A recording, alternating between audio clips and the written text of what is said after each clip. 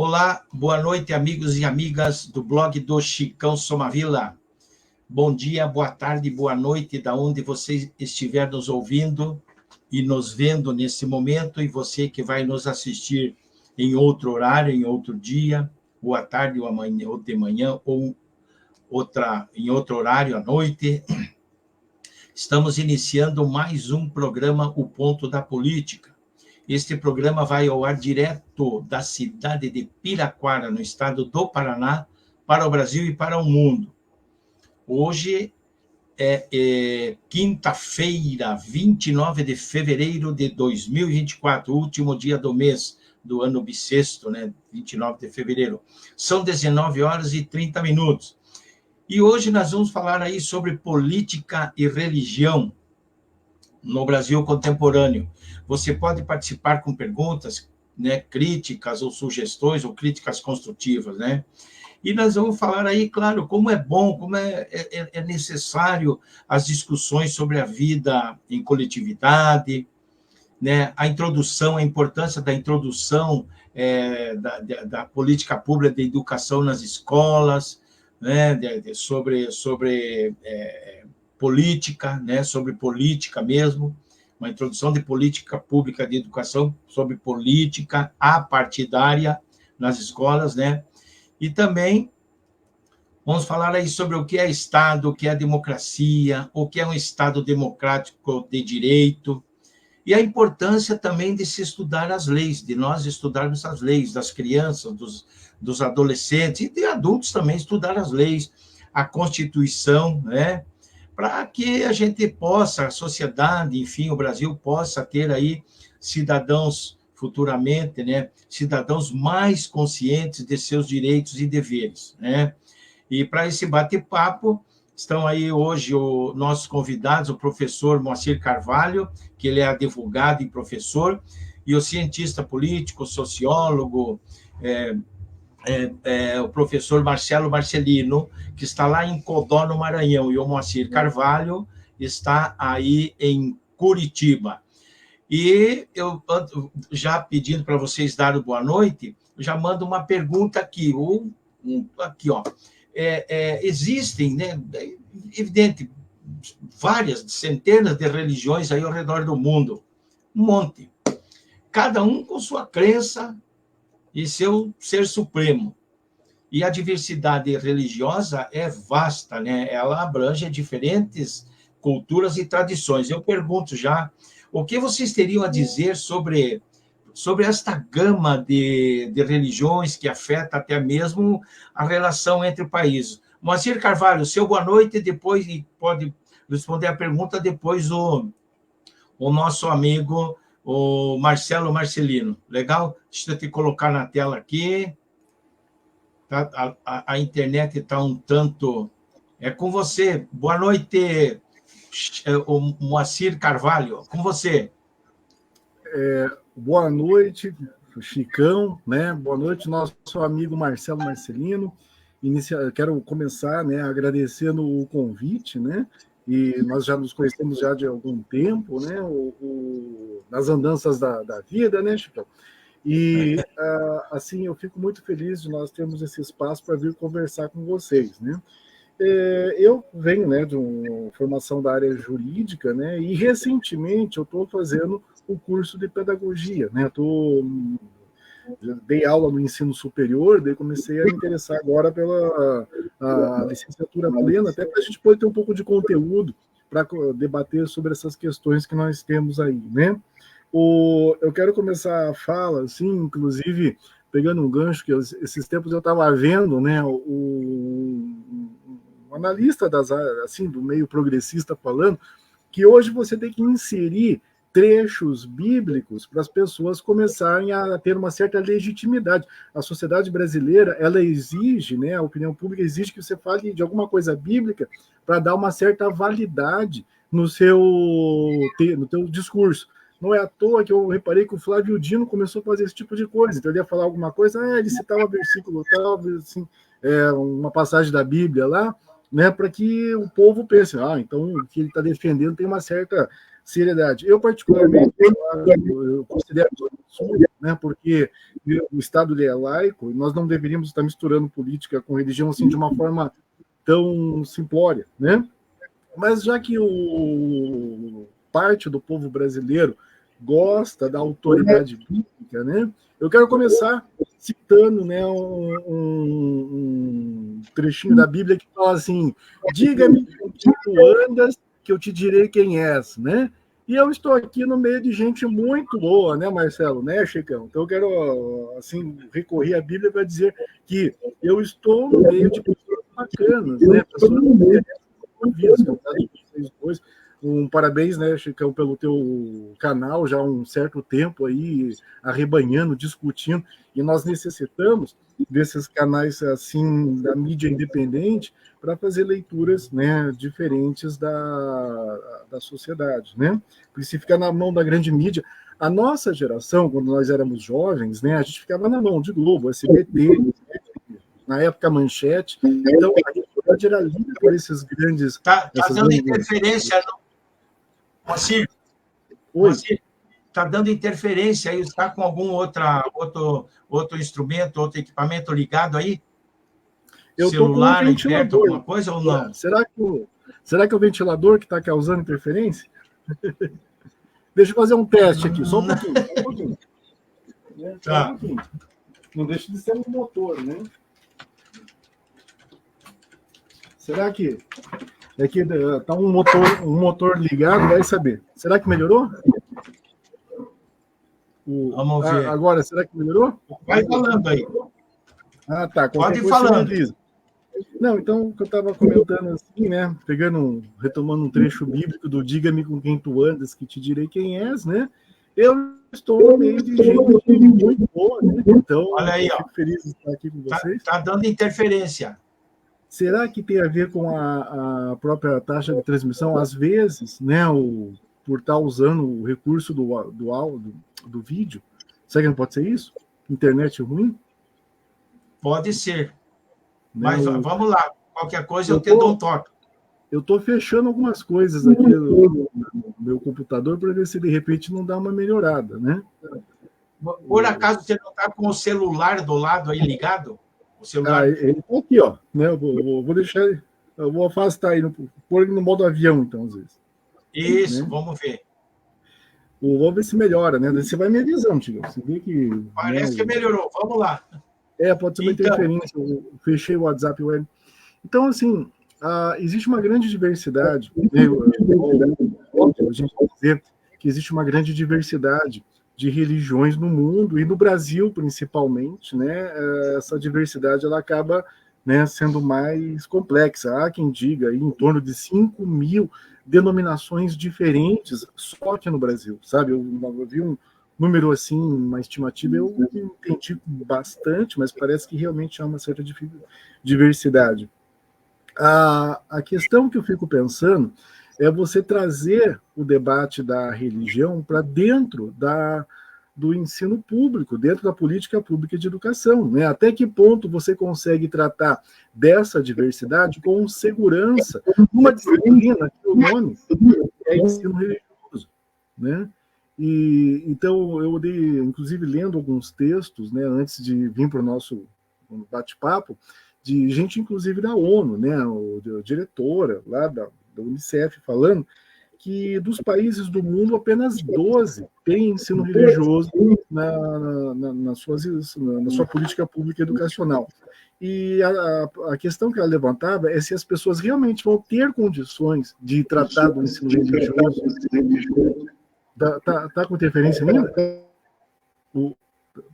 Melhorou ou tá ruim? É o seguinte, quando eu fecho aqui o microfone do Marcelo, para. Então, eu vou pedir para o Marcelo continuar com o microfone aí fechado, e quando for falar, abre, beleza? É com você, então. Vai lá, Moacir, para concluir. Então, assim, já para nós irmos, né, apenas esquentando os motores, né?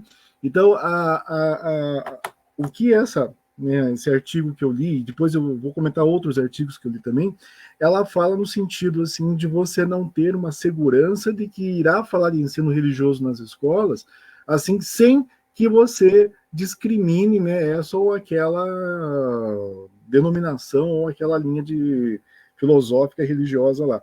E aqui no Brasil é recorrente uma perseguição específica para as religiões de matriz africana. Quando a gente vê, né, as demandas nesse sentido, está associada principalmente na matriz africana. Então, ela pensa assim que, na dúvida, se você não consegue garantir, né, essa isenção, às vezes a melhor estratégia é não ter, né, esse tipo de disciplina dentro da sua política nacional de educação. Até porque o Brasil é um país muito diverso. Nós temos cidades como Curitiba, com toda a estrutura possível, como tem os grandes, tem o grande interior, tem os cantões do Brasil. Como que, de repente, a pessoa que irá trabalhar isso no ensino público irá fazer, né? Então fica, de repente, aqui uma crítica para a gente pensar, né? Mas vamos descobrir o debate, né? Isso aí, Marcelino.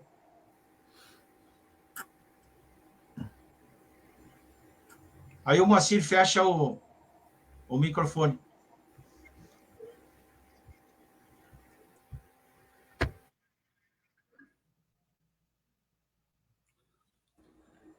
Senhores, boa noite. Salve, salve, nobres combatentes. Aqui teve uma queda na internet, não sei se vocês sentiram aí do lado de vocês, mas aqui teve, bem na hora que o Moacir estava terminando a sua fala. Eu acho que foi aqui também. A internet no Brasil, diga-se de passagem, é uma das piores internets do mundo e é uma das mais caras. Então, os serviços são cada vez piores no Brasil devido às privatizações intensas que ocorreram a partir do governo Fernando Henrique Cardoso com mais intensidade, ou com maior intensidade. Então, salve, salve, boa noite, Chicão Sumavila, companheiro do tempo. Saudações ao Moacir, que há muito tempo não vejo. A gente está aqui em Codó, interior do Maranhão, mais perto de Teresina, na verdade, do que de São Luís, a 2 horas de Teresina. Uma cidade de 120 mil habitantes, uma cidade universitária, mas também com as desigualdades maiores típicas do interior do Brasil, do interior do Nordeste brasileiro. Bem, introduzindo o tema da religião, vamos lembrar o seguinte: se a gente for falar em escola, quem introduziu ou reintroduziu o ensino religioso nos colégios do Paraná foi o próprio Roberto Requião de Melo e Silva, seu segundo mandato aqui no estado como governador, na entrada do século XXI, quando ele assume o governo do Paraná, junto com o governo Lula, em 2003. Ele faz o concurso, que há muito tempo que não tinha, né? Isso é verdade, mas ele introduz também grupos religiosos dentro dessa discussão da política. Então, não é uma coisa nova. É interessante que, por parte de governos ditos mais nacionalistas, mais progressistas, isso tem acontecido, né? Mais do que no governo Jaime Lerner, um governo super neoliberal. Então, o governo do Paraná, com o Roberto Requião, ele reintroduziu o ensino religioso na matriz curricular, assim como ele reintroduziu, né, a sociologia e a filosofia no segundo mandato, 2007. Assim como foi o do Lula também, foram mandatos concomitantes naquela época. E eu vejo com bastante preocupação. O próprio Moacir levantou a questão do ensino religioso em apenas 12 países do mundo. Lembrar que o mundo tem praticamente 200 países, né? E apenas 12 países, digamos que pouco mais de 5% dos países do mundo têm ensino religioso na sua matriz curricular. Isso é péssimo, porque os países, ainda mais ditos com uma tradição cultural ocidental, ele retomar essa questão do ensino religioso dentro das escolas, do ambiente escolar, do ambiente educacional, eu acho um atraso típico de países periféricos, dependentes, e que não condiz com o país, com o Estado laico e com a própria Constituição de 1988, que garante a laicidade do Estado brasileiro. Então, você reintroduzir ensino religioso nas escolas, ainda mais num governo dito progressista mais nacionalista, é bastante curioso.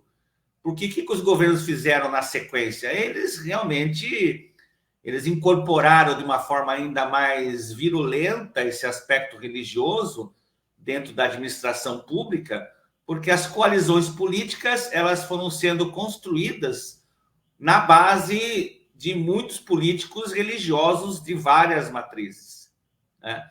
E isso, com certeza, tem um impacto muito grande na sociedade quando se trata de uma gama enorme de religiões, e são religiões, em grande maioria, muito dinheiristas, muito mercadológicas, não tem nada a ver com religião propriamente dito.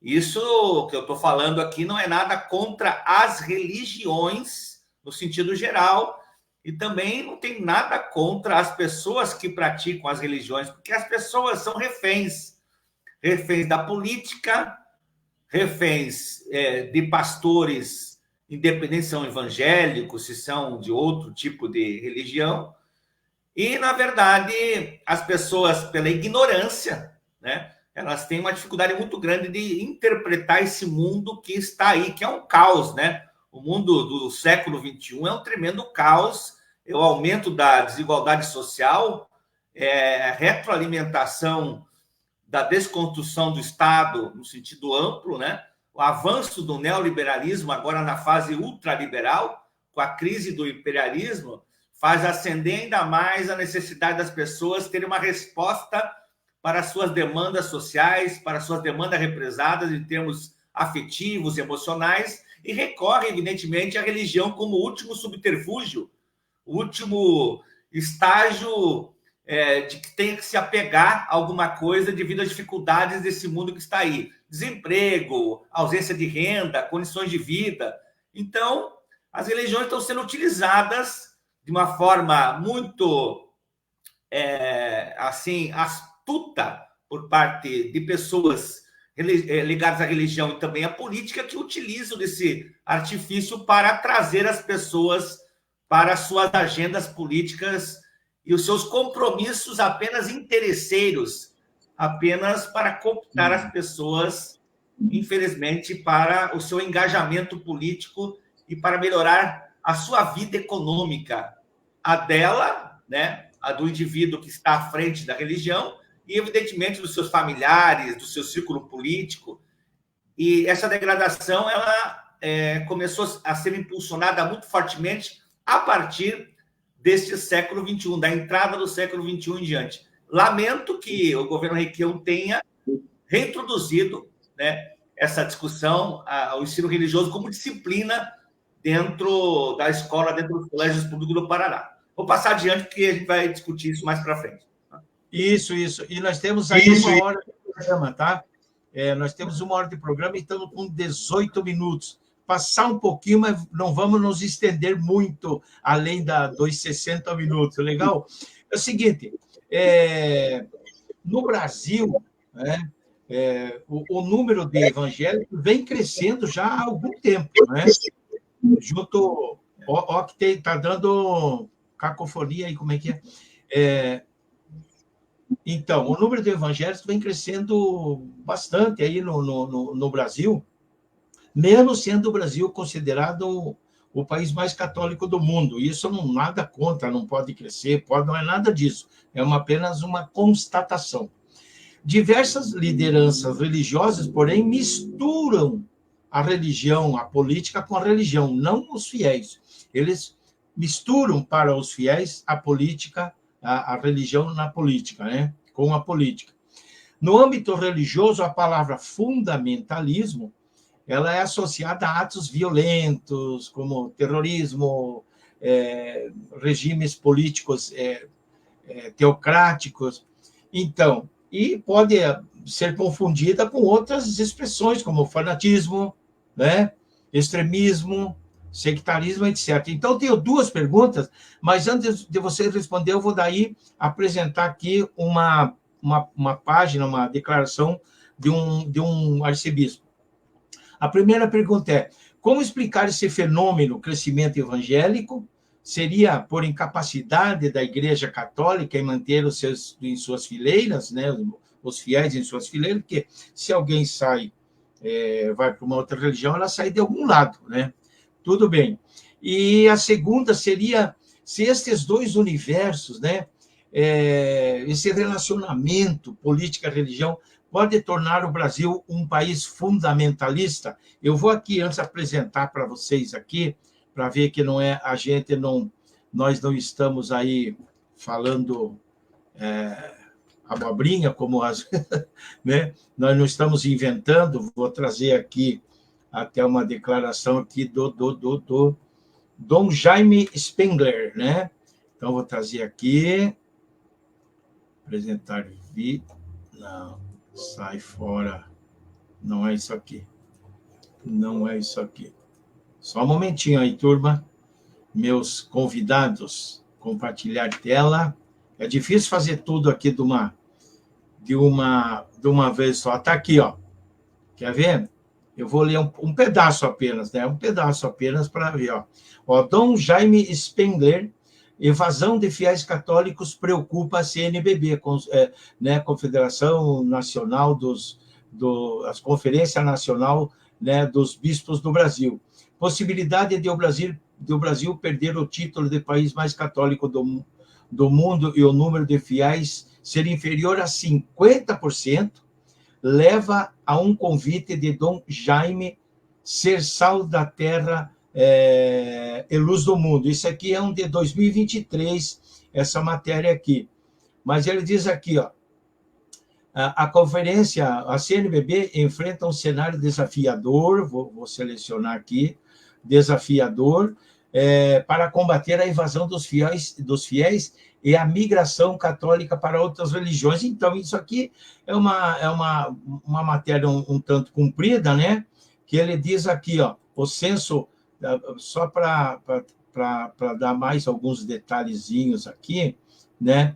Diz aqui, de acordo com a CNBB, o arcebispo de Porto Alegre, Dom Jaime, a diminuição do número de católicos é uma questão que preocupa a Igreja. Em uma entrevista ao Vatican News, ele alerta sobre a possibilidade de o país perder o título e tal mais católico do mundo, com a divulgação dos dados do censo de 2022 do Instituto Brasileiro de Geografia e Estatística, o IBGE. Enfim, então vou tirar da tela aqui para a gente poder dar continuidade, né? Então, Moacir, tua vez, o que primeiro você começou, depois o Marcelo, agora você novamente.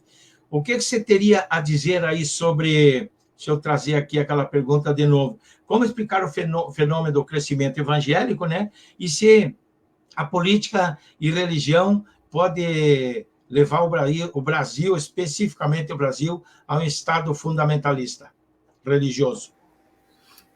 Bom, então, assim, eu estava ouvindo a tua fala e eu estava refletindo, né, que um tempo atrás eu li um artigo, eu não lembro exatamente quem escreveu, né, mas o autor estava debatendo sobre o papel da teologia da libertação lá nos anos 70, anos 80, né, e esses movimentos sociais da Igreja Católica, as comunidades eclesiais de base, ao invés de ter encontrado apoio da própria igreja, né, eles sofreram uma perseguição, né? O Ratzinger, falecido Ratzinger, ele deu o que poderíamos dizer, grosso modo, um cala-boca para o Leonardo Boff, né?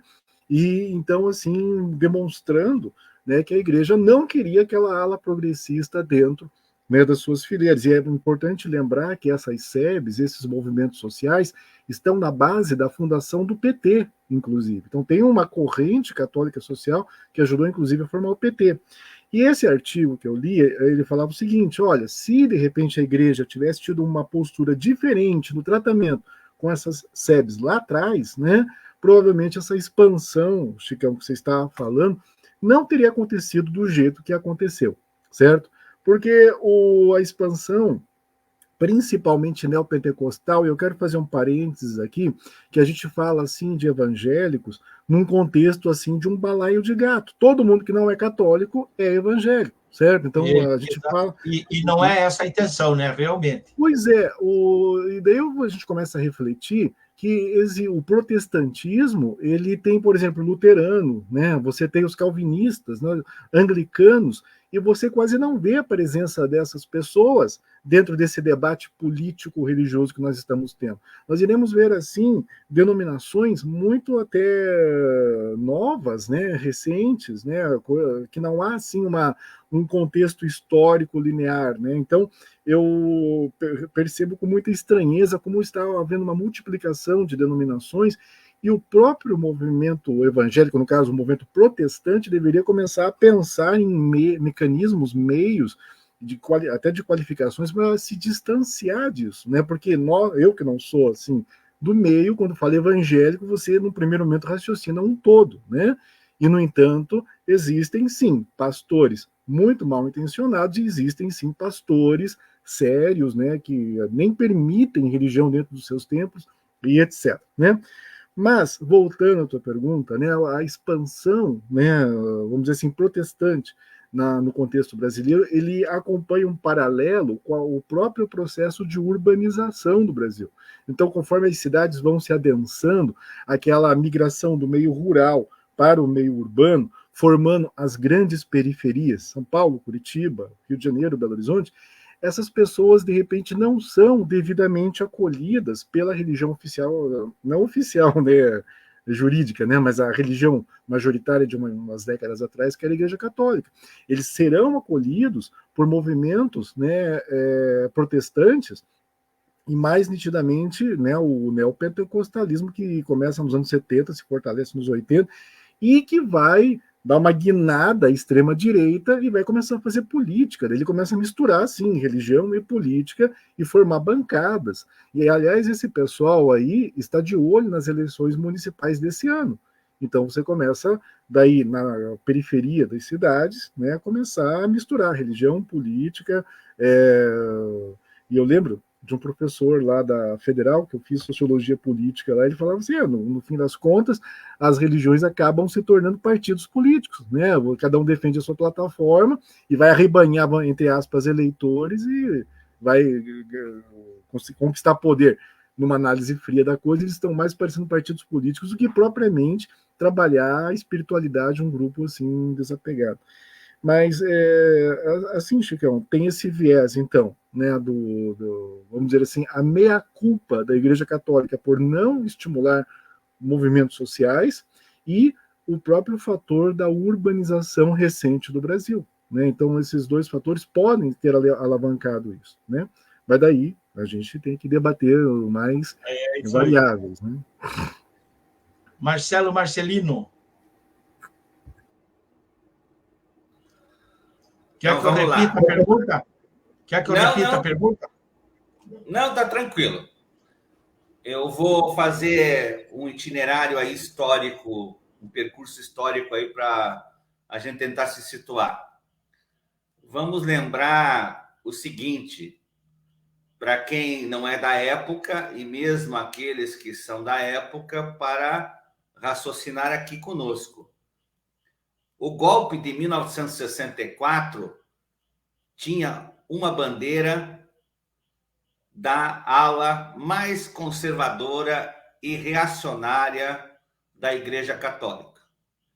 O golpe de 1964 foi dado em bloco, como os golpes são dados. Golpes não são aventuras bolsonaristas isoladas, eles são dados em blocos.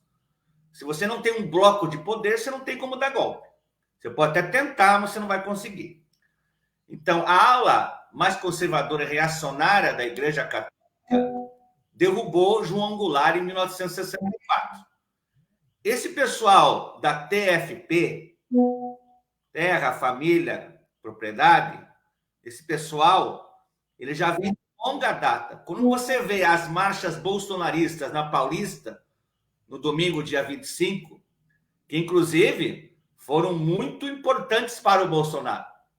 Ele conseguiu colocar mais de 100 mil pessoas na rua. Isso é muita gente, levando em consideração que o Bolsonaro vem sendo atacado toda hora. Quando eu falo atacado, no sentido político do termo atacado, né? Então, vejam bem, se isso já vem de longa data, da participação das igrejas, da religião na política, agora a gente tem uma potencialização desse processo, a enésima potência. Mas isso não é uma novidade. As velhinhas de Taubaté, as viúvas, os viúvos da ditadura, são as viúvas e os viúvos daquela ala mais conservadora e reacionária da Igreja Católica, que deu o golpe em 64, junto com a burguesia mercantil, industrial, né, com o imperialismo norte-americano, com os militares golpistas, e fizeram um bloco para derrubar João Goulart e colocar 21 anos de ditadura civil-militar no país. Vamos lembrar que antes mesmo, querido Moacir, que você lembrou bem do Ratzinger, nós tivemos uma figura ainda mais reacionária, mais conservadora que o Ratzinger na prática, que foi o João Paulo II.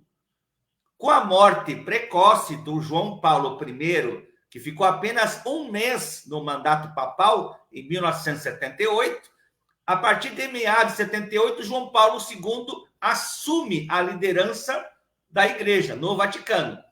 E ele consegue arquitetar uma estratégia junto com o imperialismo para minar os países ditos socialistas do bloco soviético, principalmente a Polônia, que é um país muito religioso, muito católico.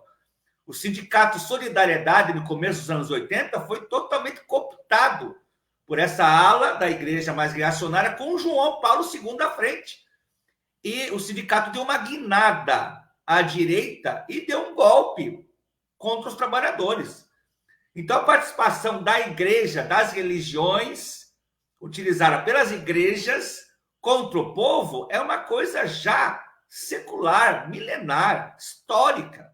E no Brasil, eles participam ativamente da política.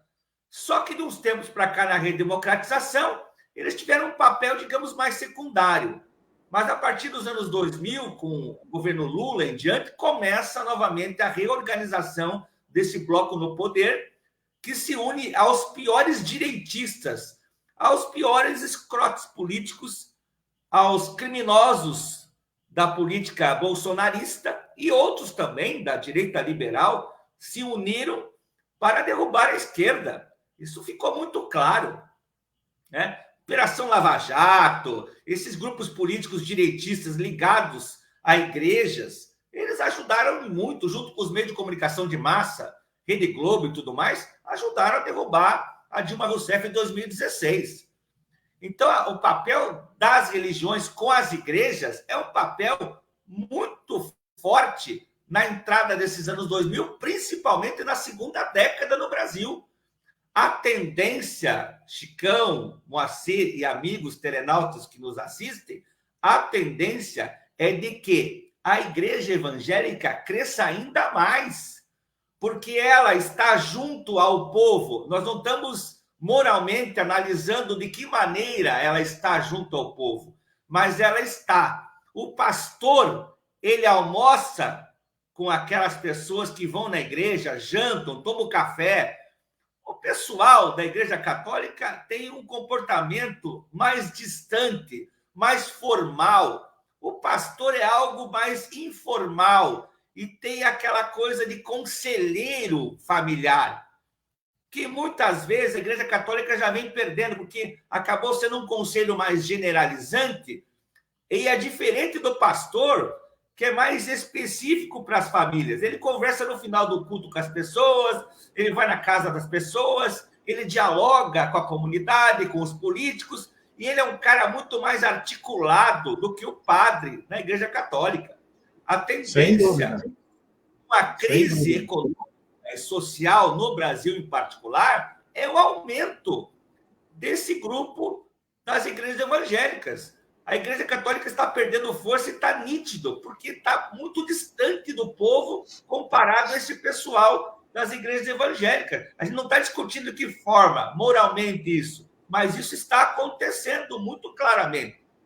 E, claro, se pode se transformar num país fundamentalista? Sim, pode se transformar num país fundamentalista. Os Estados Unidos é um país super fundamentalista.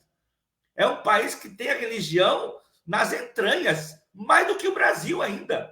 Que no Brasil, Chicão, Moacir, telenautas, os católicos, eles não são, assim, devotos praticantes. Eles dizem que são da Igreja Católica, mas eles não são, a grande maioria não são de ir para a igreja, de participar de culto. É uma minoria que faz isso.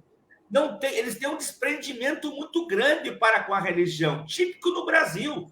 É diferente de outros lugares.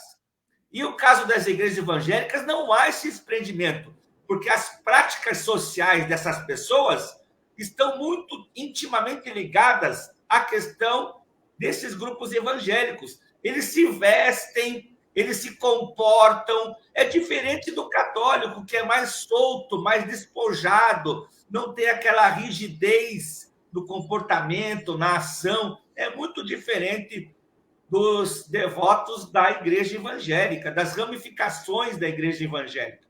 A tendência é de aumento, sim, dos religiosos evangélicos e a redução dos católicos no Brasil em particular. Esse pode formar um fundamentalismo? Pode, sim, de acordo com a crise econômica e social que pode se agravar muito no Brasil daqui para frente. Lembra um pouco aquela obra do Max Weber, né? O espírito, é o espírito do capitalismo. A ética protestante. A ética protestante e espírito. Lembra um pouco. Deixa eu ver aqui alguns comentários aqui, participações. Boa noite, amigo. A Didi Moran está aqui nos prestigiando. A Mari Silva, concordo. Parece que no Brasil, hoje, as igrejas evangélicas são partidos políticos. E aqui o Gabriel Samarra, boa noite, meninos. É o Gabão, aí, o ex-prefeito de Piraquara. Deixa eu ver aqui, pedir para o pessoal, vocês que estão aí, ou vocês que vão nos acompanhar mais tarde, mais em outro horário, compartilhe essa live aí, né? Por favor, nós agradecemos por isso. E compartilhamento faz com que mais pessoas fiquem sabendo desses temas aqui, dos temas que nós abordamos aqui, né? Hoje aqui com o professor e advogado Moacir Carvalho, o professor, sociólogo, cientista político, pesquisador, Marcelo Marcelino. E para você se inscrever no meu canal, no YouTube, eu estou lá como TV O Ponto da Política. Quem não se inscreveu, por favor, se inscreva lá no meu canal. É rápido e gratuito, legal? Então, vamos aí para frente, que eu tenho uma outra colocação aqui. Olha só, questão de fake news também, que nós havíamos conversado, Moacir. Também, em plena campanha eleitoral presidencial, né, de 2018, as fake news ganharam, assim, ganharam um campo jamais imaginado, né? E, principalmente, os temas sobre kit gay, mamadeira de piroca, esses temas chamaram muito mais atenção do que os temas como, por exemplo, emprego, renda, saúde, segurança, meio ambiente, saneamento, etc., moradia, salários e tal, né? Mentiras semelhantes a estas aí, né, continuam circulando aí nas redes sociais, né? Como forma de desestabilizar aí o tecido social. Como combater isso? Como que poderíamos combater? Moacir. Bom, então, essa pergunta tua é aquela pergunta do $1 milhão, né? Ela vale $1 milhão, né? Porque até os especialistas, eles pedalam e não sei se vão ter uma resposta muito objetiva para isso. Mas é claro, né, que você tem que ter a própria estrutura do Estado trabalhando para combater esse tipo de coisa, né? Porque a expressão fake news, eu particularmente eu não gosto dela, porque uma que ela é um estrangeirismo, né? Eu gosto de boato, né? Então as pessoas estão espalhando boato. E se você parar para pensar, nós somos uma sociedade daquelas tias mexeriqueiras que ficavam nas janelas espalhando boato. A única diferença... Sociedade boateira. Isso. A diferença é que o boato antes estava na rua, hoje ele está na internet, que é uma grande praça. Então estava gravado no nosso DNA a gente querer acreditar nos boatos. As histórias mais absurdas aconteciam na época das nossas avós, na época das nossas tias, da mesma forma que está acontecendo hoje. A grande questão que está mudando é o nível de crueldade, porque esses boatos hoje matam pessoas, esses boatos prendem pessoas, então são boatos que colocam pessoas, desmoralizam, né, perde a eleição e etc. Então o nível de confusão está bem maior causado por boatos. Se você pegar o Código Penal, você vê, né, os tipos penais de injúria, calúnia, difamação. Por que inseriram isso no Código Penal? Porque lá no passado causava confusão entre vizinhos, brigas entre vizinhos, porque a vizinha falou que fulano era isso, que fulano era aquilo lá. Então, desde o Código de 1940, né, que ele vem de 1940, o Estado visa coibir boatos. Se você atribuir algo, né, ilícito para uma outra pessoa, você tem que comprovar isso daí, né? Você tem que demonstrar isso daí. Senão, ele fica no nível do boato ou da fake news, que é uma palavra que eu particularmente não gosto, né? Como eu disse para vocês. É estrangeirismo demais, vamos valorizar a língua portuguesa, né? Mas o fato, Chicão... Perfeito, vou passar a usá-la a partir de hoje. Né? Então, assim, a gente parte do princípio, né, que você precisa, assim, ter uma legislação, né, que trate, né, desse tipo de coisa. A preocupação, né, do TSE agora, do Tribunal Superior Eleitoral, para essa eleição, é como que eles vão, né, coibir, né, os boatos. Eu estava vendo hoje ainda que disse que estará proibido, desde já, aquelas as tais deepfake, até em tom de brincadeira. Tem alguns canais que ficam fazendo o Bolsonaro cantar, o Bolsonaro dançar, né? Então, assim, já estão juridicamente proibindo, né, pedindo para que esses canais evitem trabalhar com deepfake desde esse momento, para você, depois que passar a eleição, daí tudo bem, daí o futuro a Deus pertence. Mas o Estado, via Poder Judiciário, polícias, né, o sistema de repressão estatal, né, ele precisa atrair para si essa responsabilidade, porque esse ano o jogo não vai ser fácil. Né? O jogo não vai ser fácil porque essa manifestação da Paulista lá, que foi promovida aí pela extrema-direita brasileira, é visando as eleições municipais. Agora, você imagine você fiscalizar os 5.500 municípios do Brasil. Então, quase que impossível, quase que impossível. Isso aí como é que é? A enésima potência, imagine isso em matemática, né? Você coloca lá o símbolo do infinito, né? Então, assim, a longo prazo, qual que é o problema? Se a gente fosse pensar, né, em coibir a longo prazo, é um defeito que nós não temos. Nós não somos uma comunidade, uma sociedade organizada no nível comunitário, né? Nós não somos concisos nas nossas comunidades locais. Isso é um problema sociológico, inclusive. Então, as pessoas foram morar nas cidades para levar suas vidinhas e você não sabe o que o vizinho está fazendo.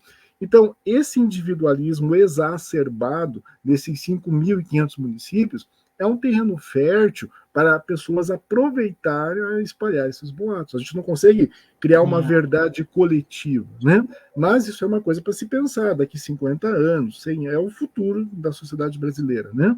Mas o nosso individualismo contribui para esse tipo de... Porque nós chegamos no nível, sendo evangélico ou não, sendo religioso ou não, as pessoas não estão preocupadas com a moral, elas não estão preocupadas com a verdade, certo?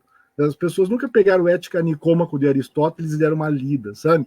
Então, se o fulano está falando, eu estou pouco me lixando com a fonte, eu vou acreditar e pior, eu vou defender aquilo até eu ser preso, né? Até ir lá na papuda, né? Então, as pessoas não. O tal cidadão de bem não está preocupado com verdade, decência, moral, honestidade, porque se tivesse, ele seria mais cuidadoso na hora de replicar informações. Marcelo, se você puder abaixar um pouco mais a tua câmera, que você fica mais. Tem como aí? Vamos ver. Aê, show de bola! Opa! Aê, legal, legal, legal. Então, Marcelo, o que você teria a falar sobre isso? Fechar o microfone Então, do. Vejam, senhores companheiros dessa live, demais pessoas que nos acompanham. Infelizmente, para as pessoas que acreditam na possibilidade de barrarmos as chamadas fake news, ou como o Moacir coloca, boatos, ou mesmo notícias falsas, seria como nós tentarmos barrar as drogas no mundo. Não vai acontecer. Não há possibilidade. E se nós caminharmos para uma política de cancelamento, uma política de banir as redes sociais, colocar uma coerção mais firme, mais forte, coibir de qualquer maneira que seja, a situação ela irá caminhar para pior ainda. Porque tudo na sociedade, quando ela é realizada de uma maneira violenta, autoritária, ela não dá conta de responder a contento às demandas da sociedade. Aquilo represado pode se tornar um problema ainda mais sério. E vamos comentar o seguinte: você só vai conseguir, com uma política de cancelamento, através do que estão tentando fazer no projeto do PL das fake news, retirar justamente os canais progressistas da discussão política e vão acabar deixando aqueles canais que têm a maior infraestrutura falarem sozinho e dizerem aquilo que realmente sempre dizem. Eles fabricam notícias. Eles não fazem apenas a manipulação da notícia. Eles fabricam notícias falsas. Assim como os meios de comunicação tradicionais, que a PL das fake news não trata nenhuma vírgula, que são os mais mentirosos historicamente. Quem derrubou o João Goulart em 64 não foi a rede social, porque ela não existia. Foi quem? Os jornalões da burguesia e do imperialismo norte-americano. Quem derrubou a Dilma em 2016 não foi a rede social, foi o grupo da Globo que comandou isso tudo. As redes sociais vieram na transição do golpe de 2016. Então, veja, eles não fabricam notícias falsas, fake news. Eles fabricam fake reality. Eles falsificam a realidade. Eles omitem. A situação da guerra da Ucrânia é uma mentira, é uma manipulação, é uma enganação, é uma produção de uma série de atrocidades inverídicas que eles produziram há 2 anos atrás com a guerra da Ucrânia. Agora, o Estado sionista genocida de Israel está matando milhares de palestinos e matando de fome, de sede, de doença, de tudo que você possa imaginar. O que essas redes de desinformação fazem? Fabricam fake reality todo dia. Falsificam a realidade todo santo dia. E aí a gente vai barrar só as redes sociais e pior, vai barrar quem? O Chicão Somavila, o 247, o canal que tenta construir uma alternativa de informação para o povo, porque eles querem dizer o seguinte: olha, a realidade não é bem assim, nós temos uma outra versão, que essa versão está mais próxima da realidade. Ah, não, mas você falou uma palavra que não pode, que é Bolsonaro genocida. Então você tem que ser o quê? Cortado da rede social, que você está fabricando o quê? Uma mentira, que o Bolsonaro não é genocida. Quem disse? Você vai provar que o Bolsonaro é genocida?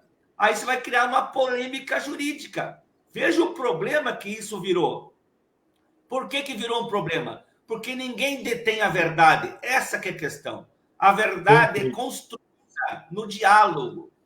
A verdade, ela é construída por fatos, acontecimentos, mas são construídas no diálogo, na abertura da discussão. Não há como a gente barrar a discussão, porque isso daí vai ser um problema contra os movimentos sociais e políticos progressistas. Esses, sim, receberão as maiores sanções do mundo por falarem a verdade mais real, concreta, não a manipulação de todo dia dessas redes de comunicação, sejam redes sociais ou redes da tradicional família Marinho e companhia, historicamente falando, os donos do poder no Brasil, os donos das redes de comunicação, e aí não temos essa solução, porque a solução, sabe qual é, amigos? Que o governo mais progressista construa um aparato educacional muito mais desenvolvido, abra a possibilidade de canais de informação e comunicação no rádio, na TV e uma série de lugares, e não fique refém das mentiras da Jovem Pan, da Rede Globo, do Estadão, da Folha de São Paulo, do SBT, da Record, do pastor bolsonarista. Então, esse que é o problema. Nós temos que construir uma sociedade democrática e que a educação esteja pautada também nos meios de comunicação, onde os jovens possam ser protagonistas de rádio e TV e construírem a sua comunicação de forma democrática, ampla, e não você barrar com projetos de lei que não vão adiantar absolutamente nada e vão ainda bater de frente contra a esquerda progressista nas redes sociais. Perfeito. Então, deixa eu ver aqui também quem está aqui. O Roque Piraquara. Boa noite, ilustres. Obrigado pela presença aí, Roque Piraquara. Grande abraço para você aí. Então, nós somos dependentes, claro, das decisões políticas, né?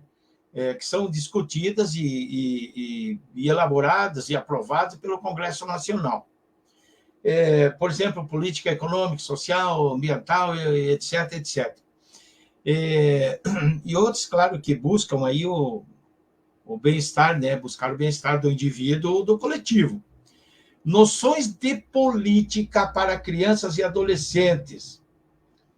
Por exemplo, o que é Estado, o que é democracia, o que é o Estado democrático de direito, respeito às leis, Moacir, como você já havia falado, o que é viver em sociedade, enfim. Né?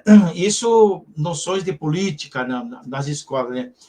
Seria importante mesmo agora a introdução de noções de política apartidária mesmo, dando assim um fechamento legal mesmo, né?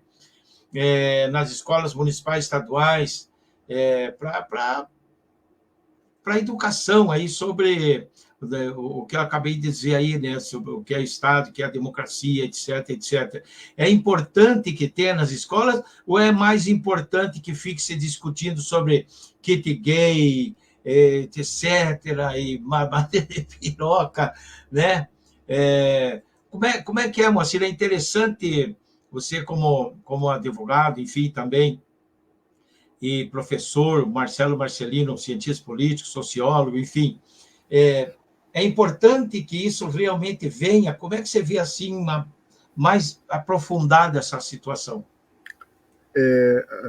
Chicão, assim, interessante a tua pergunta, né, da importância de ter... Eu acho que você está fazendo essa pergunta por causa de uma fala que eu fiz e joguei na internet, né, esses dias atrás eu falei isso, eu coloquei nos grupos que eu participo, né, sobre a importância da política na escola. Isso. Antes de tocar nesse assunto, bem rapidamente, eu estou com uma colinha, fiz uma colinha aqui, né? Daí eu estou seguindo essa colinha, né?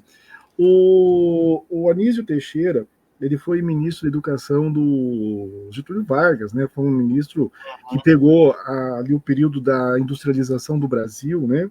E tem uma frase dele que, quando eu vi essa frase recentemente, ele falava assim, qual seria o objetivo da educação naquela época, 1930, 1940, ele falava assim que o objetivo da educação é formar uma sociedade urbano-industrial, né? Ele falava assim, formar uma sociedade urbano-industrial. Daí, o que é essa sociedade urbano-industrial? É a modernidade, é a tecnologia, é um olhar para a ciência, para a engenharia, né? Para o torneiro mecânico, eletricista e tal. A gente chega em 2024 discutindo religião nas escolas, sabe? Então a gente está discutindo o obscurantismo, nós estamos discutindo sobre algo que não é palpável, né, do ponto de vista de uma sociedade urbana-industrial. Não é com fé que um viaduto para em pé, minha gente, né? Não é com oração que faz a economia funcionar, não é com salvação, com exorcismo aí de líder religioso que você vai ter um sistema jurídico melhor, né, prendendo as pessoas realmente culpadas e evitando que os inocentes sejam presos. É com racionalidade, é com inteligência. Nós estamos na era do Estado moderno, da racionalidade, do método cartesiano e por aí vai, né? Então a discussão é por aí que ela vai, né? Então, em algum momento da nossa história, nós pegamos a contramão da história, sabe? Então, a gente precisa olhar para a época do Anísio Teixeira e ir construindo essa sociedade urbana-industrial racional e não abraçada com obscurantismo, sabe? Falando assim, papo reto e de forma bem objetiva, sabe? Porque eu vejo discursos, né, desses deputados pastores deputados, são completamente vazios. Se a gente ficar na mão dessa turma aí, amanhã ou depois vai faltar luz no nosso país, a água não vai chegar nas casas, né, porque esses caras são anti-ciência, eles são contra a tecnologia, eles são, assim, gente como nós, para eles, tinha que estar queimando na fogueira em praça pública. Começa por aí, sabe? Então, assim, para a gente pensar a política a ser tratada em sala de aula é a ciência política para ser discutida com os nossos alunos, né? E explicar para essas crianças o que é um Estado, né? A gente estuda sobre a Revolução Francesa lá em história, mas a gente não vê o que significou a Revolução Francesa para a constituição do Estado moderno, saber o que é um modelo republicano, o que é a própria democracia moderna, a democracia representativa. Nessa manifestação que teve esses dias aí, o pessoal falava assim, o povo brasileiro, eles falam em nome do povo brasileiro. Como que alguém pode falar em nome do povo brasileiro? É para isso que você tem eleição, é para isso que tem o voto, né? Então, você, matematicamente falando, que é os 50% mais um que decide, né? Então, o povo brasileiro elegeu o Lula, sabe? Então, esse é o povo brasileiro. O resto é cascata, é obscurantismo, é alucinação de um povo, que eu vejo aquelas senhoras falando assim, que Israel é cristã. Da onde que Israel é cristã, minha gente? Né? Então, esse é o fracasso da educação brasileira. O Darcy Ribeiro fala que o fracasso da educação brasileira é um projeto nacional e que venceu. E é aí que está a minha indignação, esse projeto está vencendo.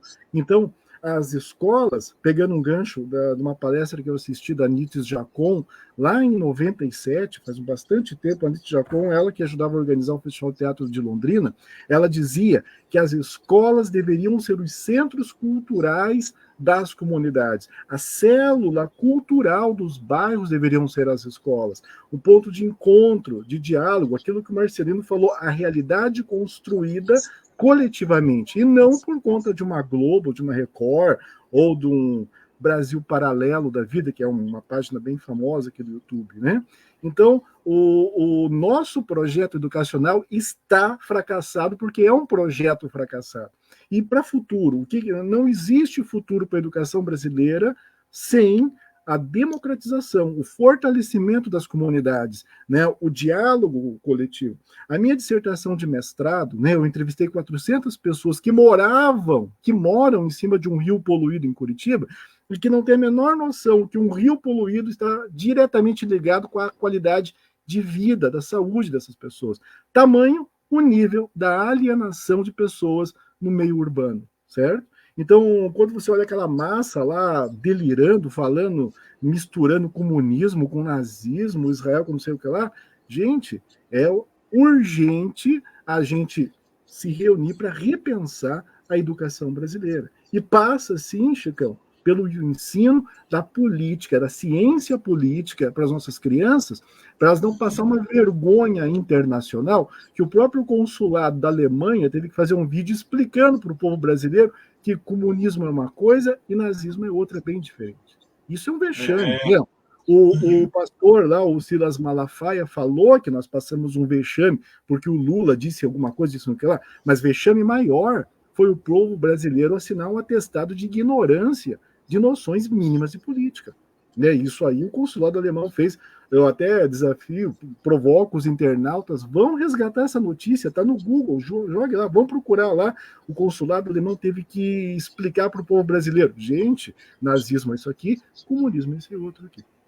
Certo? Perfeito. Então, é nessa linha que nós temos que resgatar, debater política saudável com as nossas crianças, para que lá no futuro eles não fiquem misturando as coisas e passando vergonha na rua. Né? Perfeito. Deixa eu ver aqui a Dida Moura. Parece, ela pergunta, faz a pergunta, parece, são partidos políticos, pois na Câmara Federal tem uma comissão só de pastores, diz ela aqui. Né? É isso aí. Marcelo, o que você teria a dizer sobre isso? Então, os pastores da Câmara Federal são as chamadas bancadas, né? Bancadas nada mais são do que lobbies. O que são lobbies? São grupos que defendem setores dentro de um espectro econômico ou de interesse político. No caso das bancadas evangélicas, são vários pastores deputados federais que, evidentemente, estão agindo coletivamente para defender os seus interesses, assim como existem bancadas dos latifundiários para defender interesses do agronegócio, do famoso, o agro é pop, o agro é tudo. Esses grupos são grupos lobistas, grupos setoriais, assim como tem dos bancos e vários outros.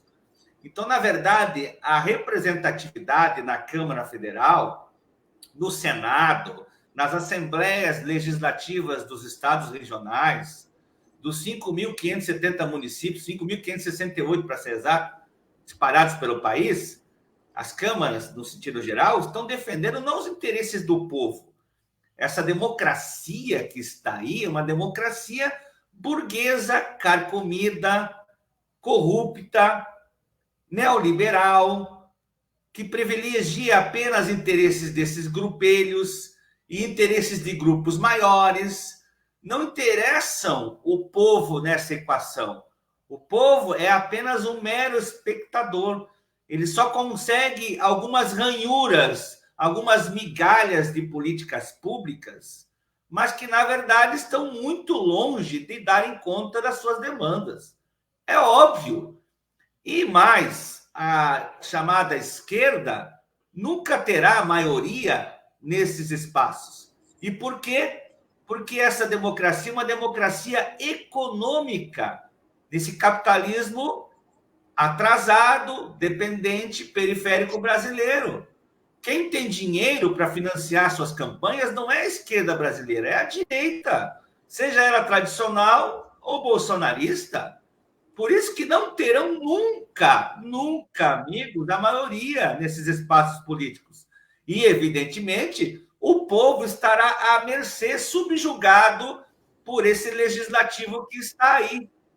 E vamos lembrar bem, o judiciário também é super reacionário, é super conservador, bolsonarista ou de direita tradicional. E os prefeitos, então? E governadores, então? No Sul e Sudeste, todos eles são bolsonaristas ou são de ultradireita. Então, o que sobra para o povo? Se apegar à religião. Porque a vida está péssima. A vida está desleixada, não por causa do povo, por causa desses políticos traiçoeiros, golpistas, entreguistas do patrimônio nacional, interessados apenas nos seus próprios benefícios, privilégios, assim como a classe dominante brasileira de conjunto, em conluio com o imperialismo, principalmente norte-americano. Aqui no Brasil, o povo mergulha na religião como uma tentativa de fugir. É uma espécie de entorpecente da vida real. O Marx já dizia isso lá em meados do século XIX, outros autores até antes mesmo do próprio Karl Marx já dizia, já tentava sobre isso. Olha, a religião é o ópio do povo. Por quê? Porque é a fuga do povo. O povo precisa da religião. E a gente não pode ir contra o povo porque o povo é religioso. Não é isso. Nós temos que ir contra esse estado de coisas comandados por essa burguesia indigente, entreguista, oportunista, golpista nacional, em associação com esse imperialismo nefasto que está aí, apoiador do Estado de Israel, apoiador das forças da OTAN, apoiador da miséria do mundo na África, na Ásia, na América Latina. Então, a religião é a resposta que o povo tem como uma fuga, um entorpecente à vida miserável, à vida alienada, que a própria Rede Globo constrói com os Big Brothers da vida, com as novelas, os programas péssimos do jornalismo brasileiro, e aí querem fazer uma PL das fake news. O pessoal tem que atentar-se para isso. O que adianta fazer isso se a Rede Globo continua mentindo, manipulando? Então, por que eu estou falando sobre isso, associando com a religião? Porque essas coisas estão imbricadas, essas coisas estão intimamente próximas, relacionadas ou correlacionadas. Porque essa questão é importante. A questão da educação do povo não é uma educação apenas institucional, de cima para baixo, que também é importante você construir escolas, dar infraestrutura, merenda escolar, dar recursos para os mais pobres irem e permanecerem na escola de qualidade. Porém, se os meios de comunicação continuarem com o Big Brother, o que atrai mais a população? A porcaria do Big Brother? Ou você falar sobre o Império Grego, o Império Otomano, falar sobre, como o Moacir disse agora, falar sobre o iluminismo, o contratualismo, o Estado moderno, o Estado contemporâneo? O que é mais atrativo? Falar sobre bobagens, estupidez de todo dia, toda ordem, ou falar sobre essas coisas que são fundamentais na discussão política, filosófica, sociológica? Então, essa que é a questão importante. Os meios de comunicação, eles têm que ser, assim, digamos que pavimentados, juntamente com a educação no Brasil. Senão, nós não vamos, infelizmente, conseguir sair do lugar. Legal, legal. Olha, nós estamos com 1h07. Eu deixo aqui para vocês um instante aí, para vocês, alguns minutinhos, para vocês fazerem as suas considerações finais, legal? Começa então com o Moacir. Suas considerações finais, por favor. Então, assim, Chicão, né, Marcelo, Marcelino, eu, assim, para título de encerramento, quero mais uma vez agradecer a oportunidade, porque nem sempre nós temos espaços para debater aquilo que a gente escreve, né? Geralmente somos pessoas professores, né, que nós pesquisamos, a gente entrevista pessoas, tabula os dados, publica, né? E são canais como esse, Chicão, que nós vamos encontrar espaço, às vezes, para compartilhar um pouquinho daquilo que a gente está investigando, porque a gente também não sabe de tudo, né? A gente estuda muito para saber um pouquinho assim, e mesmo assim, na nossa sociedade, você vê que os espaços são destinados para as pessoas, às vezes, as mais absurdas possíveis, pessoas que não sabem juntar o lé com o clé, e estão falando sobre realidade, até tem uma frase que diz assim, que um grande número de influencers depende de uma grande massa de idiotas, né? Eu vi um pessoal falando aí, né? Tá rodando na rede essa frase. Então, assim, de repente, as pessoas estão prestando mais atenção naquilo que não será útil para elas, né? Aprofundando, né, a sua condição de alienação e de ignorar um mundo que é tão vasto, tão bonito, tão maravilhoso que é o nosso, né? Então, um canal como o teu, ele acaba sendo um farol no meio de uma escuridão, né? A gente acaba se agarrando nele para poder debater um pouquinho, né? Encontrar os velhos colegas aí, pessoas a qual eu tenho muito respeito, você, o Marcelo, né? Que é uma pessoa que a gente conhece já há um certo tempo, né? Então, eu quero fazer esse agradecimento e mais ainda agradecer as pessoas que estão nos assistindo. Eu não sei, eu não consigo visualizar qual está sendo o nosso público, mas assim, né, se não for um público grande, que não seja preocupante isso, porque realmente esse tipo de canal não é um canal de massa, né, Chicão? É para pessoas assim, vamos dizer assim, extremamente especiais, né? A massa você precisa fazer conteúdos absurdos para agradar a massa. Agora, nesse caso aqui, eu imagino que seja um grupo menor, mais seleto, né? Mas de pessoas que eu acredito que quando terminar esse debate aqui, eles vão refletir sobre tudo que a gente conversou aqui, e Deus queira, que espero, né, que eles reproduzam esse debate nas suas famílias, na comunidade onde estão inseridos, porque a razão de ser de canais como o seu é que, de alguma forma, haja um diálogo e que leve, além do debate de hoje, para as famílias, para as comunidades e etc. Então, essas são minhas considerações. Agradecer aos ouvintes, a vocês, né, Marcelo, Chicão, e pode contar conosco quando necessitar. Nós estamos aí a poder contribuir com os movimentos da mídia social, a mídia independente. Tudo bem? Legal, legal. Marcelino, suas considerações finais, por favor. Então, estimados, mais uma vez, uma satisfação muito grande de estar aqui com o Chicão Somavila, parceiro de ano já, e muito bom ter reencontrado, mesmo que à distância, o Moacir, uma figura sempre agradável, querida, inteligente, com papo, boa articulação das ideias, e ajuda também a elucidar os problemas da sociedade, juntamente com esse papo, assim, em conjunto, nós três aqui, outros que virão pela frente, né? Outros que, inclusive, já participaram em outras oportunidades aqui com a gente nesse canal do Somavila, por conta da política. Eu quero pegar um gancho da fala do Moacir, que ele disse assim, em determinado momento, agora há pouco, ele falou assim, nós estamos retrocedendo. É evidente que nós estamos retrocedendo, não apenas pela nossa percepção, seja ela moral, seja ela de apenas uma visão pessoal de um certo achismo, né? Mas nós estamos retrocedendo porque, concretamente, pesquisadores, professores, nós estudamos o que está acontecendo no mundo. O mundo está em fragmentação. A fase do capitalismo contemporâneo, que é a fase do imperialismo, ela está numa crise colossal. Haja vista a guerra da Ucrânia e agora o Estado terrorista de Israel matando as pessoas na Palestina como um reflexo da crise do próprio imperialismo. Então, veja, quando a gente fala em crise, o que acontece? As pessoas tendem a se apegar aonde? Na religião. Por isso teve um ascenso da religião agora, nessas últimas 2 décadas, principalmente agora, de 2010, a segunda década do século XXI, porque nós estamos numa crise profunda.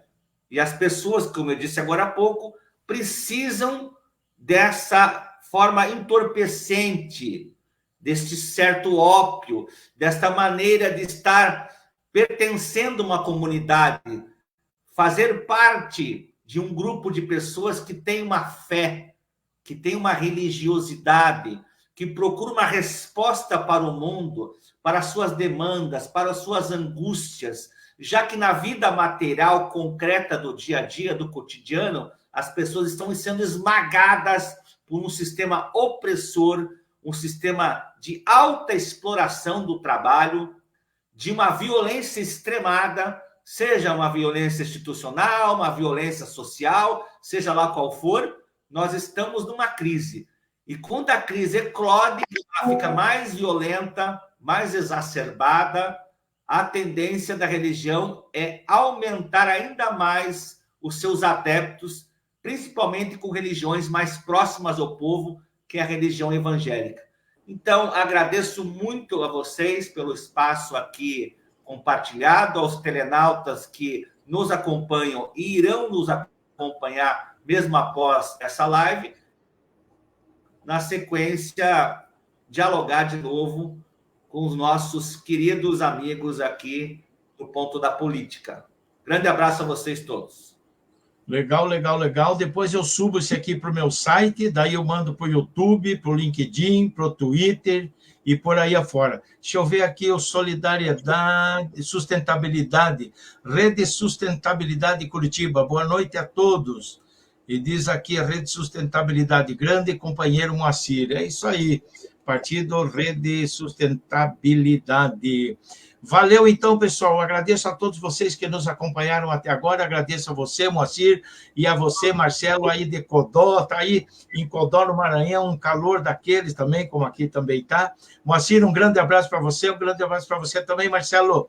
Até a próxima. Qualquer coisa, eu chamo vocês aí. Beleza? Um abraço. Tchau. Vamos fazer uma panca aí que nós vamos sair agora né? Vamos fazer aqui para mim printar uma foto e depois eu mandar para o meu site. Vamos lá. Beleza pura. Valeu, um abraço. Tchau, querido.